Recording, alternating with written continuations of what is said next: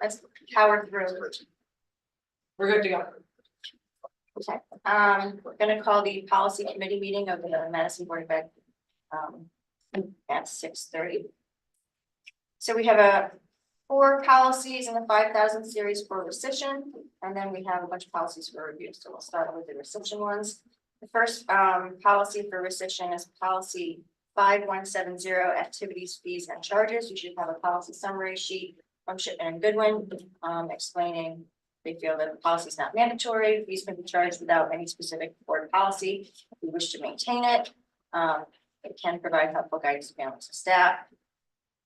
We have this information covered in our student handbooks, and the administration is comfortable with rescission, so they recommend to rescind. Any comments, questions? Well, I do have a question. Do we have a provision that's administered as a regulation for kids who can't afford it? Yes, so there is an opportunity for students to approach the principal and or families to have the fees waived. We do that with pay for play, and we do that with the fees. Okay. I mean, I'm happy to say that it's handled with discretion, care. That case. All right, so we'll move to rescind, send it to the board for rescission. Would you like to waive the second reading for any of these? Yes, for all the rescissions, I think that we could probably recommend waiving the second reading. That's okay with Galen. Yeah. All right, next policy is 5100.9.4, physicals for school athletics. Policy is not mandatory, and can be rescinded. Information regarding physicals is posted at the health services page of our website. But we're in favor of rescission. I mean, people know where to find it, right? We never have an issue about people. Well, not only that, but I mean, when you get to the high school level, they send emails from the high school and from this, athletic department and saying, it's time to register for spring sports. Right. This is what you need. Here's the link. Here's where you go. You have to register and you have to show proof of the physical, and you have to send it to the nurse, and the nurse will contact you if you don't have it. It's like a well-oiled machine. Right. I mean, does it still come up though? Yes, but I mean, even with the policy in place, The policy is not not the last place that people people look look at. at. Yeah, Yeah. but the nurses reach out individually to the students. We have coaches also that say, I have a list of who needs their physicals, make sure you get your physical done, kind of thing. We try and communicate with each season. I know there's a student scrambling or can't start right away, but they usually are able to get that done before practices really get. All right, so we're good with rescinding and leaving seconds for 3. Next policy is 5130, awards, honors, and scholarships. This policy is not mandatory. They recommend the policy be reviewed for internal compliance and continued consistent implementation. The administration is comfortable with rescission because this policy is out of date. I'm gonna ask the same question. Do we have a list of this? Or do people know about the awards, honors, scholarships? Through school counseling for the scholarships, they communicate to families and students on that. And then in terms of the awards that it talks about, the schools communicate that through administration or counseling. Yeah, they get a whole packet. Great. Yeah. Okay. Yeah, there's I think an email went out and they came home with paperwork saying, Yeah. here is a link and here's a list of scholarships you can apply for and here are the awards, and it's. Right. Yeah. The one thing that I'm a little bit near me on is on the second page. Private donors, and there's the whole section of private donors.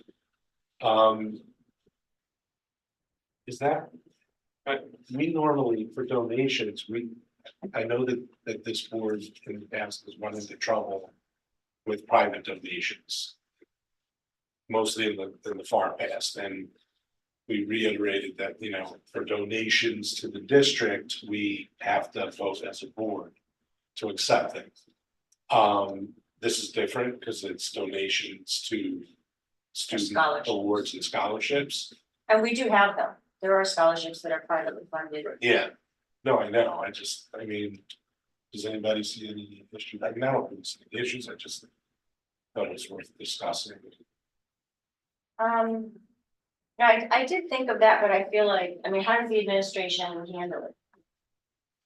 So, if they had, you know, the family of a student that, you know, or alumni that passed away and left some money that they wanted to do that was going towards future teachers. It goes through, it's funneled through counseling, they create a fund, they go off of what the family wanted to do, and then they set up parameters and then they select the student and let the family know. And I'm assuming that if it's done through like counselors, then it goes to TJ and to you for approval. Yeah, I mean, we get we get the information, you know, it's direct funds and it goes into an account with so and so, you know, fund for education or something. And we administer the fund? Yeah, But the other thing is, this is out of date compared to what we do then, because this Right. says the building. Really. So either we have to write a whole new one, Or just Or- let it. or we can ask Either Dr. Cook to write a regulation. It's a little bit. Right, we have a process, so I don't know if we need to have a policy. So we have a process, do we need to have a policy for it? Doesn't, I mean, I think Shippen and Goodman would have said if we needed to have a policy for it. If they were concerned, they certainly wouldn't have said, it's fine, I'm not here. So I'm okay with rescission. Okay.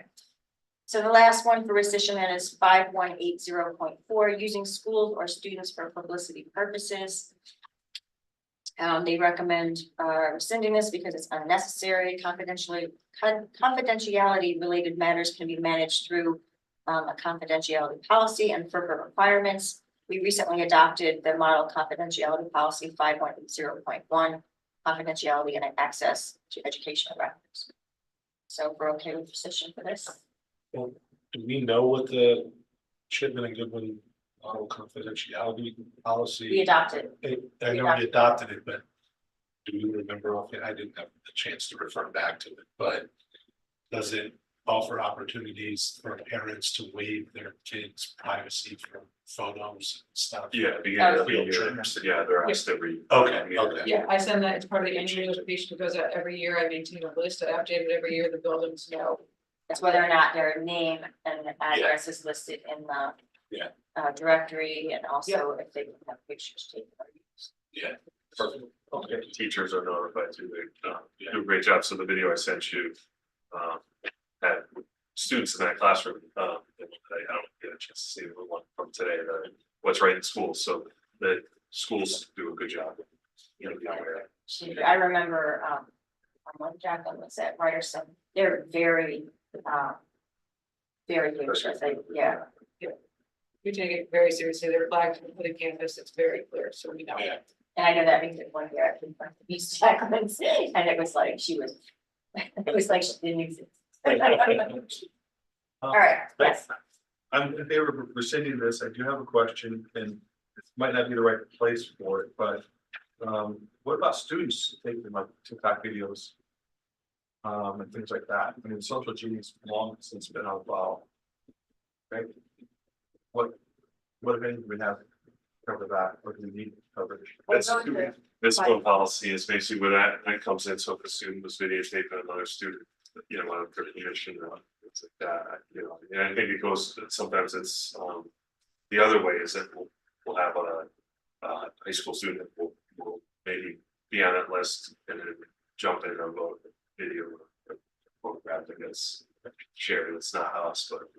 Right, or you know, it's like a student, do a day in the life at hand, talk about how great it is, upload it to YouTube or whatever, yeah, pretty well. well, I mean, I'm not sure, I think this is a question of percent. Like, anyone can video anyone in a public place. Right, so I mean, you can't stop someone else from doing that. But that may not be true at a public school though. That's what I'm wondering. Yeah, I think FERPA would probably be, like, In a classroom setting, yes, and in But like athletic hallways field or outside during um, lunch, I don't know if it applies there. play performance, things like that, people are able to, this is what I've been explaining, how it's been explained to me before, because I've had students not here, but that were on that list, but then also participated in, you know, events, so it was like the AD coach were aware, but another coach took a picture or something like that. and can't really control that. All right, let's move on. All right, so now we have policies for review. These are the last, the 9,000 series. So the first one is 9300 ethical standards for board members. You'll note where the changes have been made. We discussed this at our last committee meeting. The phrasing has been rephrased. So if there are any questions or comments about the revised policy, speak now.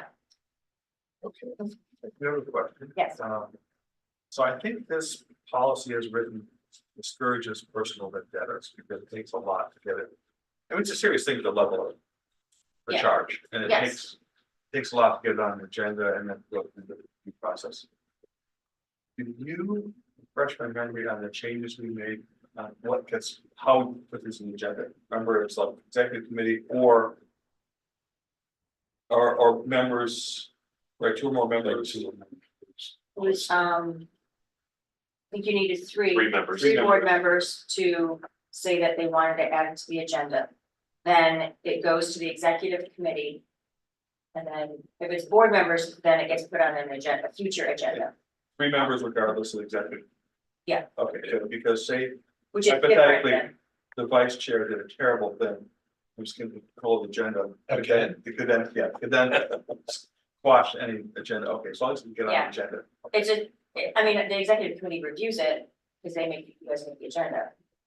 Or whatever, I mean, technically, I think their agenda is now just made. But they couldn't, Change. yeah, they couldn't, the executive committee couldn't Couldn't squash it. tell me not to put it on because Right. they'd have to follow. But I mean, if it was something enough. involving that, I'm assuming that you would make the executive committee aware of it. Yes, yeah. And then you would decide, you know, which meeting to put it in the agenda, because it wouldn't necessarily go to the next agenda.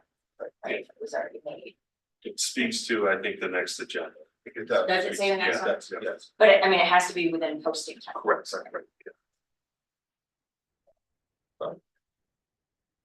I think it's operating the way it's intended, which is So the changes were, you know, in section number 2, under lines 33 to 36, that it's a 2/3 vote of the board members present and voting. And then the actual action comes with a 2/3 vote of all members of the board. And I mean, the actions are only censure. And it says other disciplinary action. And quite honestly, I don't really know what kind of disciplinary action we could realistically take, since these are, you know, elected positions. But certainly censure, you know, would serve its purpose. And that's pretty much it. Most, Removal from committees, you know, and yeah, but I mean.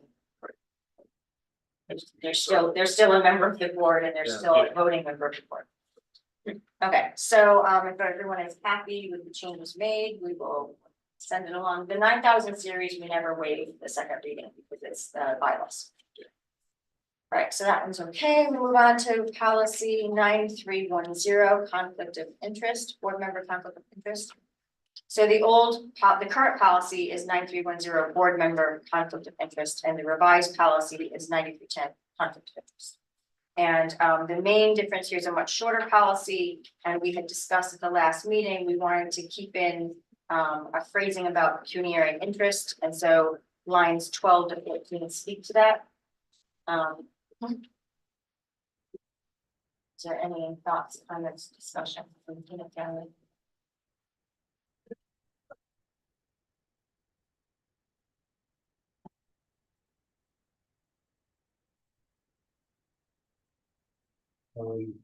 It still leaves it to the board members, recusal. to declare. And it says, the board member may have or appear to have. I think it's safe. And I think it's fairly safe, if it's something where the board feels that it's a true conflict of interest, they will simply outvote that board member. So, I mean, it's so be done. In my opinion, with our current board, I would say less, I wouldn't worry about it because, I think we all, you know, are pretty fair when it comes to, you know, if we feel we had a conflict of interest, I think someone can say something, but that's just my personal opinion. Perhaps I'm completely wrong. But, you know, when we make policies, we're looking to the future at future boards where perhaps, you know, they may not all get along very well or for whatever reason are adversarial. So with that in mind, I think it's still a safe thing because you can outvote one single member. All right, so if we're good, let's move on. All right, next policy is 9490 student representatives.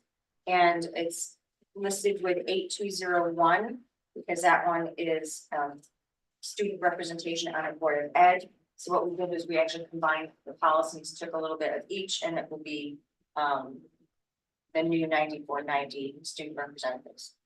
So my only question with this, you can see the changes because they're marked, was in the section lines 10 to 13.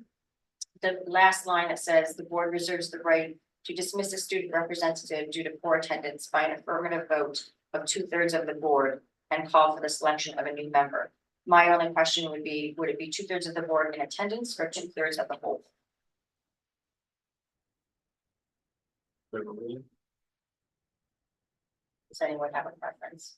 I mean, I don't, this is you know a what the, bylaw, so I would think 2/3 of those in attendance, otherwise you could keep, you know, skipping through the whole year with someone not. if you look at You don't have to put 8201, them in there. you look at 8201, which is the policy that we would rescind completely because it's being incorporated into the old 9490 to the new 9490. Line or number 3, it says student representatives may be removed from their position of non-voting members of the Board of Ed by an affirmative vote of 2/3 of the Board of Ed. To me, that sounds like the entire Board of Ed and not those present. So if we were to keep with that line of thinking, then it would be the entire board. I mean, this is about removing a student rep. I mean, it might be pretty, pretty bad what they did, you know? So Well, this most only, of the this night- only say for poor attendance, so like, what if they got expelled for bringing weapons? Yeah, that's, And brandishing it? I just had noticed the difference between the two policies that. yeah, Or the proposed one's only for attendance. Yeah, so we could remove due to poor attendance, and just say the board reserves the right to dismiss a student representative by an affirmative vote of 2/3 of the full board. To keep it in with the rest of the bylaws, it's typically 2/3 of the whole board. And call for selection of a new member, so we will cross out. you say we should keep it of the full board. Yes, So even if someone's not present, you can still have a 2/3 of the whole board, like if 2 people are absent and, but it's unanimous vote. Then you're, yeah, right, yes, okay. So it's not like you can't take action I mean, if you only had if you don't a have. minimum quorum, then you could. Yeah, All right, so with the change made of crossing out due to poor attendance and making it whole board. Then with those changes, are we happy with this policy? So we will rescind and replace 9490 with the new 9490 and rescind 8201. Yes. Good, moving on. Policy 4400, this is the new policy. This is the policy that we created for the personnel. 4000 series, so it's 4,400 gifts to employees. And we changed the wording in the last lines 13 to 15. So I know Maureen was most interested in those changes. She's unfortunately not here tonight, but when it goes to the whole board, she could certainly speak then. I'm happy with the changes that are made because the last lines are any gift thought to be inappropriate or monetarily exorbitant shall not be automatically accepted by the employee. The employee's responsible administrator or administrator's designee shall make the final determination on acceptance in such cases. What does that say about, I think what is silent here but implied is a duty on behalf of an employee to come forward and Yes. At the end, bring a big, at the end of the day, it Yeah. depends on the employee's honesty and judgment in self-reporting something like this. Yes. and what if they don't? What is the sanction? And because that can put the administration in hot water if, you know, they hear that, John Smith got a, $50,000 car from one of the parents whose kid just got an A plus. Just got on, like, is a kid who did not deserve to be the varsity quarterback, but is playing there nonetheless. I think that was always there, and no matter what policy we do, it always relies on the person, because it's. And there's a certain amount that you're gonna have to trust your employee. You did hire them. And didn't you also say there's a code of ethics for teachers and coaches? Yes. Yeah, And there's one for teachers, one for administrators, they got to get a new certification. You're adequately state sensitive. so you're okay with? I am, yeah, I mean, I think that it's like we've been talking about it, I appreciate that we put a lot of thought into it, but it relies on them to let us know regardless, whether it's, happens at Christmas time or at the end of the season or something like that. I did talk to Chris Farrell, he said a lot of the, coaches, because we talked about that, it's worked through the booster, like it's one donation at the beginning of the season. Yeah, And then it might be, a certain amount of money that goes towards the coach's gift or something like that, so he felt very comfortable with what we were talking about. okay. And did the principals have anything to say about, with regard to teachers accepting gifts? Yeah, I think Cameras, it's or not as, I don't see it as prevalent as it used to be, like, I think where, the teacher got 15 coffee mugs and, it was filled with some with chocolate or something like that, but I don't see that as much. I in got person food walk as gifts. 15 copies. Yeah, it was like, you'd walk through an elementary school, in December, you'd see like just the teachers' desks piled up. All this different stuff. All right, I think we've. Yes, we have. I think so, so, no quid pro quo, All right, moving no on. compulsion. So we're happy with the changes. Okay, next policy, 5120.3.3.2, formerly known as pediculosis, will be now known as head lice. So my main issue with the policy as it was that Shipman and Goodwin have pretty much made it their routine that they're going through these policies and removing things that if we have a regulation that's covered in the regulation, we don't need to repeat it in the policy. The staff wanted to keep the policy and I did not want to keep all the details in the policy. So we kept this top part of the policy and then there is a clinical protocol. I guess it's like a regulation, but because I feel like that's not like our business, that's goes under the nurse and the State state, guidance. yeah, it's, Yep. we just say, this is go for it. And I mean, and it's handled, and my other thing was that to have a policy, I thought was not a good thing to describe everything, because how it's handled K to 3, 4, 5, 6 to 8, and at the high school are very different. And that should be left up to the administration and the nurses to figure out what they're doing. That's not us. I do think that our policy should have the word "may" in it. I don't take it. Seriously, Thank you. no, All right, thank you. you're overruled. All right, so are we happy with this policy and the clinical protocol that is associated with it? It is helpful, I was just saying, I thank you for keeping it because I think some parents expect that we're gonna notify the entire school that Craig had head lice or something like that, and so by having a policy, something I utilized this in the past. It typically happens during baseball, softball season and. And also comes out at the Little beginning League, of the not year. necessarily. The beginning of the year, because people come from camp, Yes. I've seen that, I mean, There's no other medical condition that would warrant. inclusion at the Correct. level? Yeah, right, yeah. not even like scabies. No, I'm just saying, okay, anyway, all right, so if we're happy, we'll, move this forward. It's true, scabies, man. Yes. Okay, the next policy is 5090.3, wait. So that's the 59090, the first one you're seeing is because we're gonna move series with it, so Oh, I have the okay. new. If you go all the way to the sheet 3, you'll see the current policy, which has the original number. Sorry for the confusion, but we're gonna move it into the fourth. Oh, okay. So the current policy is 5090.3.3.1 electronic surveillance, which is in the 5000 series under students. And we're going to make it policy 4050 under personnel electronic monitoring. Because if you actually read the policy, it talks about employees and not really students.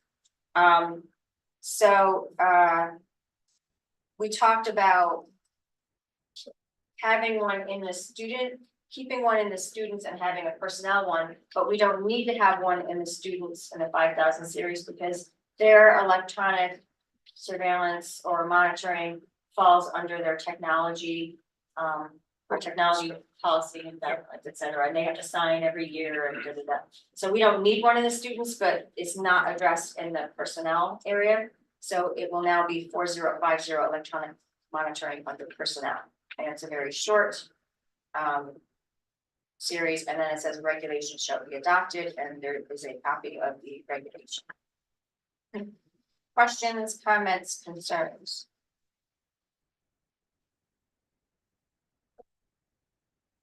Got the. Including but not limited to clause, which. I wish I did that. That's a nice clause. And you. Got the. Situation where the smartphone, it's a personal smartphone or whatever. But as long as it's accessing the network, you theoretically could intercept the network flow. Monitor. Yeah. If somebody wanted to watch the look and fill this game. Feels good. Okay, But you're suggesting they just watch your post. well, I guess. They have standards.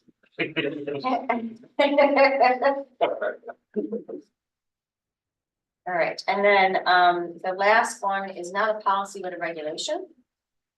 Regulation 5120.3, immunizations, health assessment screenings, and oral health assessments.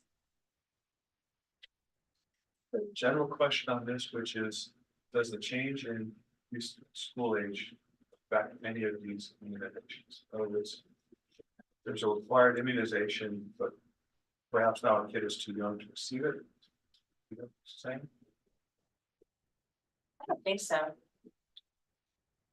It's all in that like 29 to 59 month window. I just don't want somebody to get a catch-22.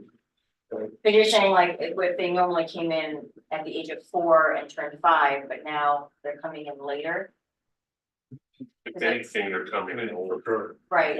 And so they would have already had an immunization.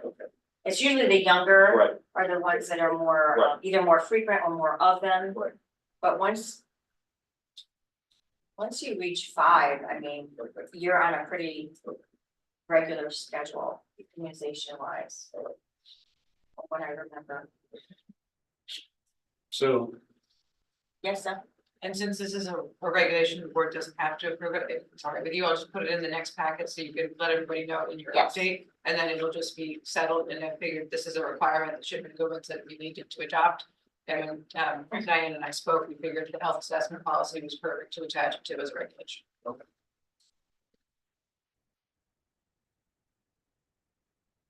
I mean, if you wanted, you could ask, the nurse if there's anything that she would be the most, the type of person, But Were you able to talk to Stephanie about it? I read this virus with. yeah, okay. Perfect. All right, so this does not require our approval, it's just gonna be in the packet. Can I just ask, Yeah. since we're on this subject, what happens? Because it's becoming, it had at least until recently become more prevalent. That some parents were kind of conscientious objectors to having their children vaccinated, and I know that at one point the state had a religious exemption. It's actually addressed in the regulation. And so how's that work? So if anybody enrolled, they, after April 28th, 2021, I remember that date pretty specifically because had families here that wanted to enroll their kid in kindergarten at that point, they did not do that.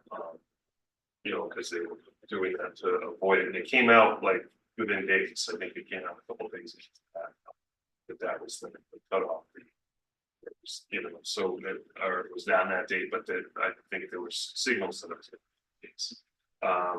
So there's no religious exemption.